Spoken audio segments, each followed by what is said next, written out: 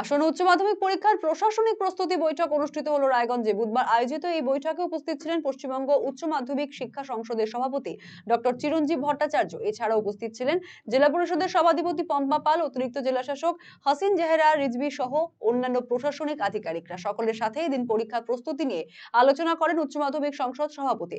পরে সংবাদ মাধ্যমের মুখোমুখি হয়ে তিনি বলেন, 2025 সালে শেষ হচ্ছে পুরনো ধাঁচের উচ্চ মাধ্যমিক পরীক্ষা।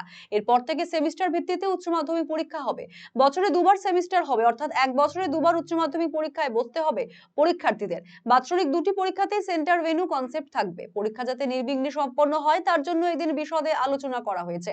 সেমিস্টার ভিত্তিক পরীক্ষা কম্পিটিটিভ পরীক্ষার আদলে হবে। পুরনো ধাঁচের শেষ উচ্চ মাধ্যমিক পরীক্ষায় পর্যাপ্ত নিরাপত্তার ব্যবস্থা থাকবে। এবারই প্রথম প্রতিটি ভেন্যুতে প্রবেশের সময় পরীক্ষার্থীদের মেটাল ডিটেক্টর দিয়ে চেক করা হবে। স্পর্শকাতর ভেন্যুগুলিতে থাকবে আরএফডি চেকিং এর ব্যবস্থা।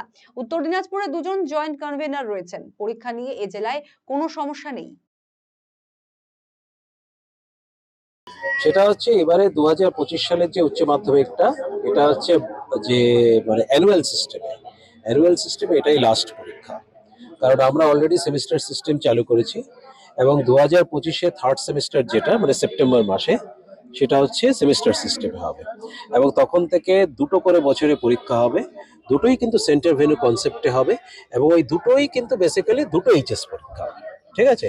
এবং দুটো পরীক্ষাতেই কিন্তু তারা কনভেনার মানে ডিআই সাহেব, joint convener, DSC member, council nominee, centre incharge, centre secretary, venue supervisor সবারই কিন্তু রোল থাকবে।